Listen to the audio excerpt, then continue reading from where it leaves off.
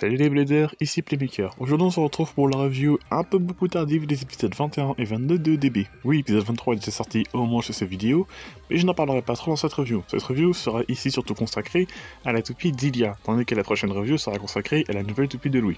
Voilà, comme ça vous êtes prévenus. Donc l'épisode démarre sur un cauchemar de Belle où il affronte Shu avec son S-Gear, mais il perd le combat. Il voit Free être déçu par son power-up et à son réveil il décide d'aller l'affronter.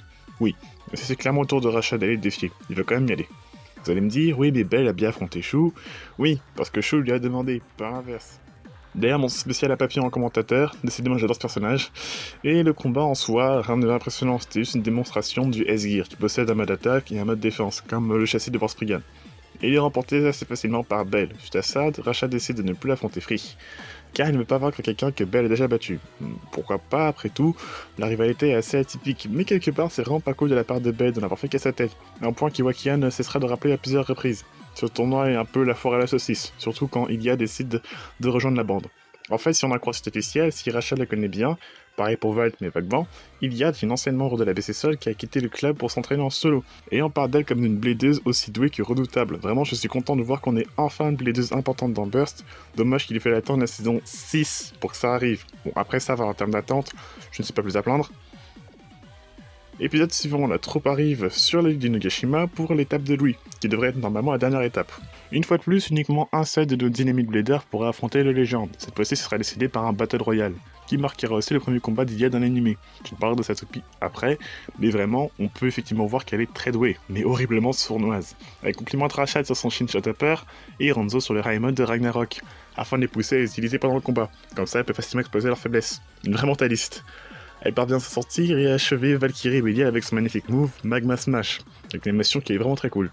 L'épisode se termine sur une discussion entre elle et Belle et se lance un pari. Belle pourra réaffronter Ilia, mais ses 6 derniers pairs, il deviendra son servant et obéira à tous les ordres d'Ilia. Et en regardant la preview et les titres de l'épisode suivant, il est très facile de deviner que Belle a perdu. Et ça j'en parlerai de la prochaine review.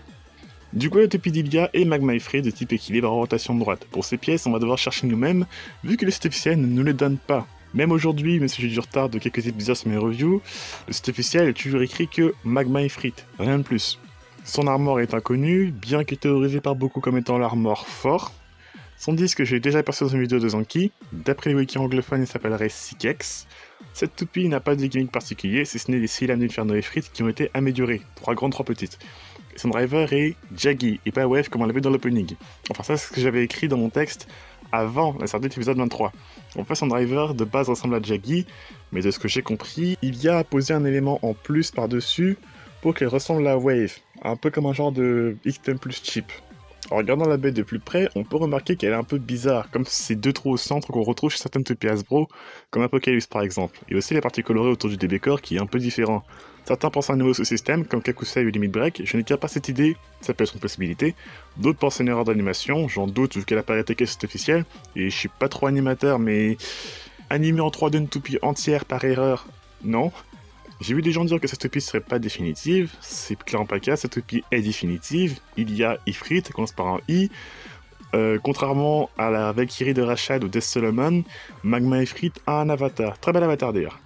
J'ai une explication plus simple. Selon moi, rien d'officiel pour l'instant parce qu'on a très peu d'infos, Magma Ifrit est tout simplement une toupie Hasbro, plus précisément une toupie exclusive Hasbro. C'est-à-dire une toupie qui n'existe pas chez Takara, mais uniquement chez la marque occidentale chez nous. Il y a plein de toupies dans ce cas-là, je pense à Diomedes, Ogre, Dulahan, la liste est encore longue. Oui, je pense à contre-cœur que Magma ne sortira pas chez Takara vu l'absence d'infos et de leaks concernant sa sortie pour le moment. Vraiment, on a que dalle par rapport à Takara sur Ifrit. Mais aussi parce qu'elle possède le layer système des bases Hasbro de la saison 6. On peut plutôt vous avez parlé d'une vidéo de Zanki, le lien est en description.